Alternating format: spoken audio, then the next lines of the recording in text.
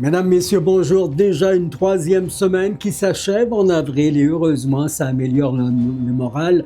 Le printemps arrive à prendre tranquillement sa place au Témiscamingue comme ailleurs dans la région. Restons prudents face aux cours d'eau et à la fonte des glaces et bienvenue sur TVC9 et votre télévision communautaire TV Témis.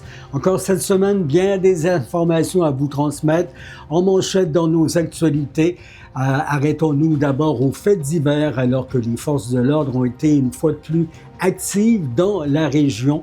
Et une douzaine de retraités participaient à Quand les vertus s'en mêlent. De nombreux citoyennes et citoyens ont assisté à une pièce de théâtre dimanche dernier au sous-sol de l'église à Béarn. Une grande saisie qui a eu lieu à Rouyn-Noranda, vaste opération policière visant le trafic de stupéfiants qui a frappé tout l'Abitibi-Témiscamingue jeudi dernier dès l'aube. Plusieurs perquisitions se sont produites à Rouyn-Noranda dans un dossier lié au crime organisé, mené conjointement par l'escouade régionale mixte, le ERM, Outaouais et la division des enquêtes des crimes majeurs en Abitibi, l'intervention qui a mobilisé également le service de police de Gatineau et celui de la MRC des Collines. Au total, 30 perquisitions sont réalisées simultanément en Outaouais et en Abitibi, ciblant un réseau associé aux Hells Angels. Les policiers ont saisi de Gatineau au lac des Écorces plus de 350 comprimés de méthamphétamine, 375 grammes de cocaïne, du hashish, plus de 175 000 $ en argent, des cellulaires, un véhicule et 4 armes à feu.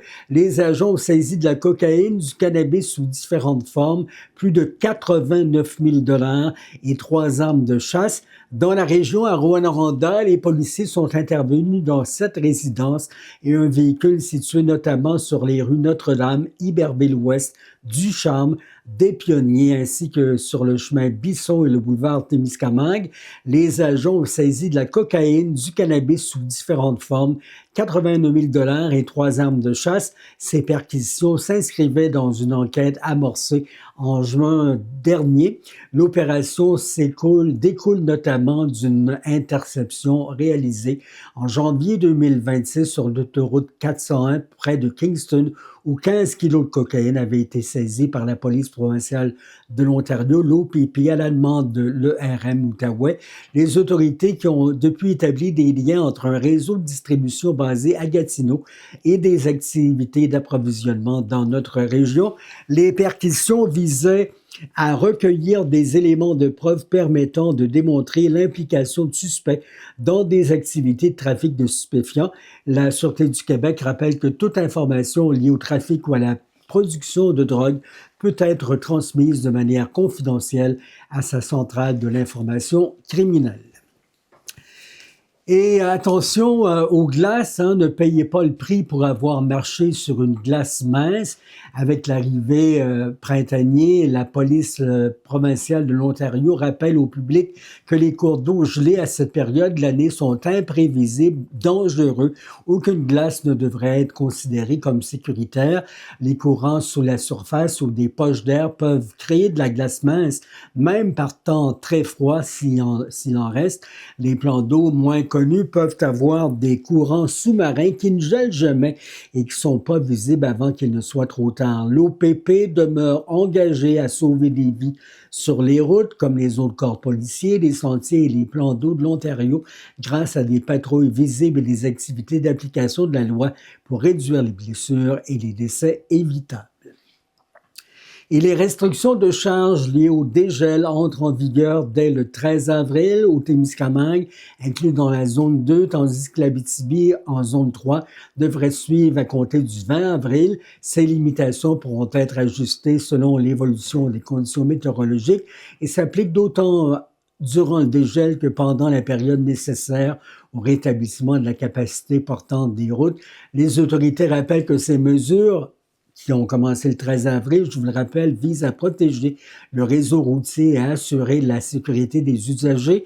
Les transporteurs sont appelés à respecter la signalisation en place, notamment les panneaux en période de dégel sous peine de sanctions. Et parlons camionnage, l'industrie qui reste sous pression alors l'Alliance canadienne du camionnage relance la campagne Halte au camionnage illégal et qui réclame au gouvernement du Canada une application plus stricte des lois. Malgré les mesures annoncées dans le budget 2025, l'ACC estime que le modèle Driver Inc. continue de favoriser l'évasion fiscale, l'exploitation de travailleurs et des risques pour la sécurité routière. Son président, Stephen Lakowski, appelle à des interventions plus fermes pour retirer les contrevenants des routes. L'organisation qui invite les citoyens à interpeller leurs élus et à consulter les ressources en ligne pour agir, ça s'appelle stopillegaltrucking.ca. Et selon le Centre intégré de santé et de services sociaux, chez nous, 308 personnes ont été recensées en 2025, soit 162 de plus qu'il y a 3 ans au niveau de l'itinérance. Le plus récent dénombrement du ministère confirme une réalité déjà observée sur le terrain par les intervenants de la région. Et ça s'inscrit dans une tendance provinciale alors que 12 077 personnes ont été recensées à l'échelle du Québec.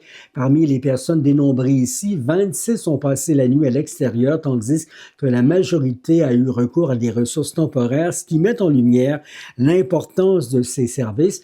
Les autorités régionales soulignent que plusieurs initiatives sont déjà en place, notamment des centres de jour, des cliniques mobiles et des programmes d'accompagnement, mais insiste sur la nécessité de poursuivre les efforts pour prévenir l'itinérance et mieux rejoindre les personnes les plus vulnérables. Et permettez-moi d'ajouter que l'itinérance explose au Québec et jusque dans le Témiscamingue où la hausse dépasse désormais les 50% en 3 ans selon les résultats préliminaires du dénombrement 2025 dévoilé jeudi passé. La région figure parmi les plus durement touchées dans la province, confirmant une aggravation rapide de la crise sur un territoire déjà fragilisé par l'accès limité aux services et le manque de logements. Sur le terrain, les municipalités et organismes communautaires peinent à répondre à une demande en forte croissance dans des milieux où les ressources sont moins nombreuses qu'en centre urbain. À l'échelle provinciale, le nombre de personnes en situation d'itinérance a bondi en moyenne de 20% depuis 4 ans. Malgré les investissements gouvernementaux, la tendance ne ralentit pas, accentuant la pression sur les élus locaux appelés à gérer des réalités de plus en plus complexes. Le président de l'Union des municipalités du Québec, d'ailleurs, Guillaume Tremblay, a parlé d'un échec des mesures actuelles et d'une crise sociale et humanitaire qui exige des actions rapides et structurantes. Même son de cloche du maire de Québec, Bruno Marchand, qui réclame un changement de cap et des solutions concrètes de la part des gouvernements dans des régions comme l'Abitibi et le Témiscamingue. L'isolement, la pénurie de logements et l'accès restreint aux soins accentue les facteurs de vulnérabilité. Sans intervention majeure et coordonnée, les acteurs locaux et membres de l'UMQ craignent que la situation continue de se détériorer, comme dans les communautés du Témiscamingue. Et les proches aidants, ils sont plus de 10 millions à travers le pays, sont au cœur du système de santé et du tissu social canadien. C'est ce que rappelait le gouvernement du Canada lors de la Journée nationale des proches aidants mardi passé. Dans une déclaration publiée le 7 avril, la ministre de la Santé, Marjorie Michel, et la secrétaire d'État aux aînés, Stéphanie McLean, ont souligné le rôle essentiel de ces personnes qui offrent un soutien quotidien à des proches, notamment souvent au prix d'importants sacrifices personnels et professionnels. Ottawa qui indique que les proches aidants consacrent annuellement 5,7 milliards d'heures à la prise en charge d'autrui. Un Canadien sur 4, vous êtes sans doute du nombre, là, assume ce rôle dans un contexte où les besoins en soins continuent de croître tant au pays qu'à l'échelle mondiale. Le gouvernement met de l'avant plusieurs mesures pour soutenir le secteur, dont la création cette année d'une alliance dédiée à l'économie des soins, annoncée par la ministre Patty Adju.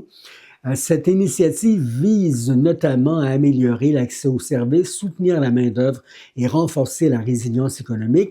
Un crédit d'impôt temporaire pour les préposés aux services de soutien à la personne, applicable dès cette année jusqu'en 2030, et les investissements de près de 30 millions de dollars pour favoriser l'épargne de retraite dans le secteur figure également parmi les actions annoncées. Ottawa qui rappelle aussi l'existence de programmes comme le Crédit canadien pour aidants naturels et les prestations de l'assurance emploi pour proches aidants destinés à alléger la pression financière.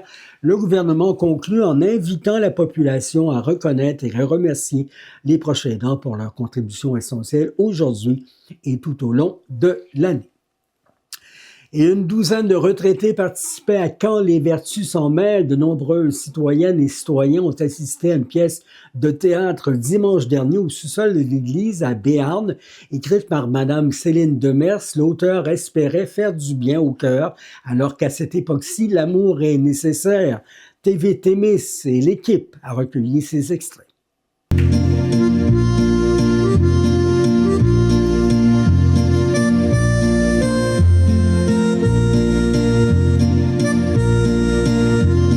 Ça y est, il paraît que vous parlez de vertu, c'est une nouvelle sorte de gin, ça? Un gin vertu? Vertu gin plus? Pas vraiment. Pas vraiment, mais pas encore. Ah non. Ah ouais, vous parlez plutôt d'un jardin de vertu. C'est-tu comme un jardin de pissenlit, ça? Non? Ma mère, elle faisait du fameux bon vin de pissenlit. Puis j'ai viré une brosse une couple de fois. Mais t'es malade. Malade. Ben bon. Ben. Je pense qu'elle s'est trompée de recette. En tout cas, je sais que 40% d'alcool, ça fait ça entendu. Entorieux! Ouais, je sais. On a parlé du jardin de vertu de sa grand-mère. Oui. Oui. De vertu. OK. C'est pas du gin. C'est pas du gin. Pas une fleur. C'est pas une fleur. C'est une vertu, là. C'est quelque chose de doux pour nous faire du bien à nous et aux autres.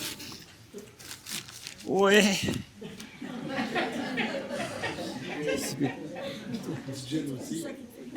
Mais moi, en tout cas, ce qui me fait du bien, mais c'est ça. En autant que ça ne mène pas par le bout du nez. Oh, on est un peu dans le nez, de temps en temps. Mais ailleurs aussi, là. Mais... On est au Québec ici, puis dans le monde entier, c'est partout pareil. Hein, les gens aiment ça, se chialer. Chialer? Chialer, c'est un mot qui nous appartient, puis qui veut dire on se critique, on se crie après, on n'est pas très patients les uns vers les autres. Ça, je comprends qu'il n'était pas fait pour s'entendre tous les deux. Ben c'est ça, alors ils chialent.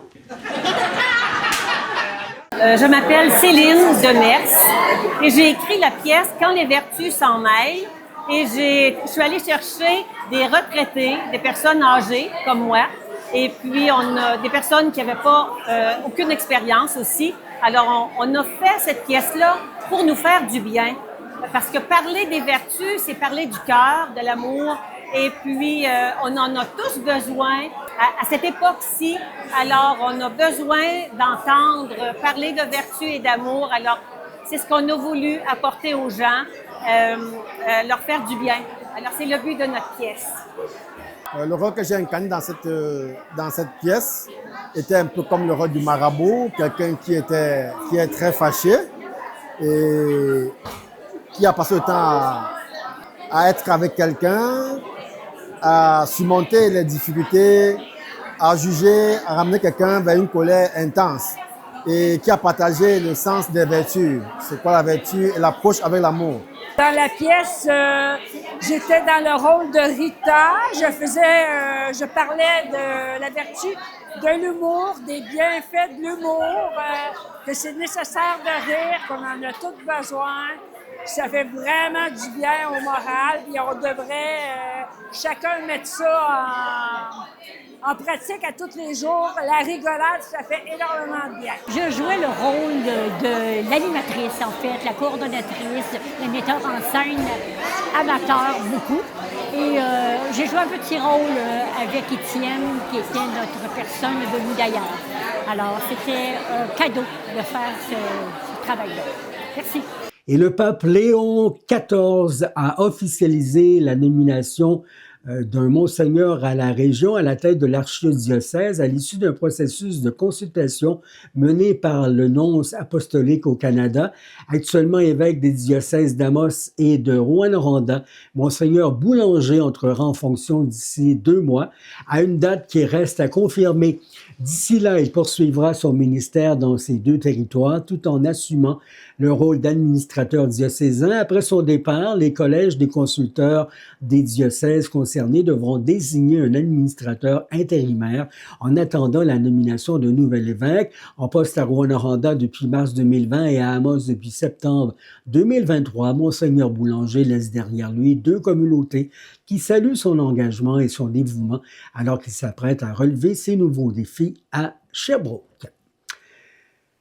Et tarif douanier, un soutien de 122,5 millions de dollars est déployé pour aider les travailleurs des secteurs clés, dont plusieurs en Abitibi-Témiscamingue, à faire face aux impacts des tarifs douaniers internationaux. Les gouvernements du Canada et du Québec ont annoncé une entente sur 3 ans visant à appuyer les industries directement touchées, notamment le bois d'œuvre, l'acier et les chaînes d'approvisionnement qui en dépendent. Dans une région comme l'Abitibi et le Témiscamingue, où l'économie repose fortement sur les ressources naturelles et la transformation, l'aide vise à protéger les emplois et maintenir la compétitivité des entreprises. Le programme prévoit des formations adaptées et des mesures de requalification pour permettre aux travailleurs de s'ajuster à un marché en mutation. Les services seront accessibles via les bureaux de Services Québec qui accompagnent déjà les entreprises et la main-d'œuvre régionale dans le développement des compétences. L'entente intervient dans un contexte d'incertitude commerciale mondiale où les industries exportatrices très présentes dans le nord-ouest québécois subissent directement les contre-coups des tensions économiques et des barrières tarifaires. Et retournons du côté de la fonderie Horn Québec solidaire qui accuse la CAQ de faire passer les intérêts industriels avant la santé publique à Rouyn-Noranda. La députée solidaire Alexandra Zaga-Mendez dénonce des assouplissements réglementaires accordés à la fonderie Horn qu'elle qualifie de cadeau à Glencore. Selon l'élu, aucune étude d'impact n'aurait été réalisée par le ministère de l'Environnement concernant le report de la cible intermédiaire et la Direction nationale de la santé publique n'aurait pas été consultée. Elle critique une décision prise sans évaluation claire des conséquences pour la population, selon elle. Québec solidaire affirme que ces mesures mettent en danger la santé des citoyens de Rouyn-Noranda en reprochant à l'entreprise de ne pas réduire suffisamment ses émissions d'arsenic malgré les aides financières qui ont été reçues. Et un nouvel appel à la mobilisation est lancé pour protéger les milieux naturels au Québec. Le gouvernement invite les citoyens à adopter des comportements plus responsables lors de leurs activités de plein air avec le mouvement responsable de nature. Le ministère de l'Environnement qui souhaite sensibiliser les Québécois et Québécoises à l'importance de préserver la biodiversité en encourageant des pratiques durables comme ne laisser aucun déchet, éviter les milieux sensibles et respecter la faune. L'initiative vise autant les amateurs d'observation que les chasseurs, pêcheurs et adeptes de plein air. Le mouvement rappelle aussi que des gestes comme le respect des limites de prise et l'abandon du braconnage sont essentiels pour assurer une gestion durable des ressources et protéger la réputation des activités fauniques. Issu du plan Nature 2030, dis-je bien, Responsable de nature veut favoriser une cohabitation harmonieuse entre les usagers du territoire et inciter la population à poser poser des gestes concrets pour préserver ce patrimoine collectif. Et les vacances s'en viennent, mais pourquoi pas un séjour dans un chalet, nous dit le titre. Les réservations pour les séjours en chalet de pêche et de villégiature de l'été 2027 vont ouvrir le 18 avril dès 8 heures, donc c'est aujourd'hui dans le réseau de la Société des établissements de plein air du Québec. Une étape clé pour les amateurs de plein air souhaitant planifier leur séjour en nature. Parmi les destinations prisées figurent la réserve faunique La Vérandrie et les parcs nationaux d'Aiguebelle et d'Opémican, reconnus pour leur vaste territoire. C'est beau, hein? Plan d'eau et possibilités de villégiature. La CEPAC précise que les réservations seront réparties en plages horaires pour mieux gérer l'achalandage avec une salle d'attente virtuelle et une attribution aléatoire des rangs. Les usagers sont invités à créer leur profil en ligne à l'avance pour accélérer leurs transactions. Ces destinations offrent une variété d'expériences allant du séjour au chalet au camping en passant par la pêche, le canot et la randonnée dans des environnements naturels parmi les plus recherchés au Québec. Les réservations pour le camping et le prêt-à-camper ouvrent le 5 mai qui vient. Et on vous a déjà parlé des chiots de la GRC. Ben voici maintenant les poulains. La Gendarmerie royale du Canada qui lance un appel au public pour trouver des noms originaux commençant par la lettre C pour ces poulains nouveau-nés. Le concours annuel nommé le poulain se déroule d'ici au 24 avril et permettra de baptiser 9 poulains attendus ce printemps à la ferme d'élevage de la GRC à Pancanam en Ontario. Les jeunes de 14 ans et moins sont invités à participer en proposant un seul nom. Les gagnants vont recevoir une photo de leur poulain, un certificat officiel signé par le commissaire et un fer à cheval gravé. Une classe gagnante se verra aussi remettre une photo encadrée et un certificat. Donc, participez avec vos élèves. Les noms retenus seront dévoilés plus tard ce printemps sur les plateformes officielles de la GRC. Pour participer, vous vous rendez sur le site du concours Nommez le poulain de la Gendarmerie royale du Canada. Rendez-vous sur le rcmp.ca/corporate information/musical ride. Et en terminant dans le monde du sport, TV Témis qui prend aussi le temps de souligner une grande première en basketball, originaire de Rouyn-Noranda, Élie Jolin, qui est devenu dimanche dernier le premier joueur masculin au Québec à recevoir en 11 ans le titre de joueur de basketball de l'année. Le trophée lui a été remis dans le cadre de All Canadian Games, rassemblant les meilleurs espoirs du pays. Sincères félicitations aux entraîneurs et à Élie personnellement pour l'atteinte de cet objectif immense. Le basketteur d'Abitibi-Témiscamingue, fils de l'entraîneur Steve Jolin, le rappeur Nod J, évoluera à l'Université Santa Clara en NCAA Division 1 la saison prochaine. Voilà pour cette semaine. D'autres nouvelles apparaissent tous les jours. Suivez-les. L'actualité, suffit d'être branché à la page Facebook du site web TV Témis. Merci d'y joindre vos commentaires et de nous joindre pour y proposer vos nouvelles à journaliste@commercial-témis TV. Là-dessus, portez-vous bien. À mercredi prochain après votre bingo communautaire. Au revoir.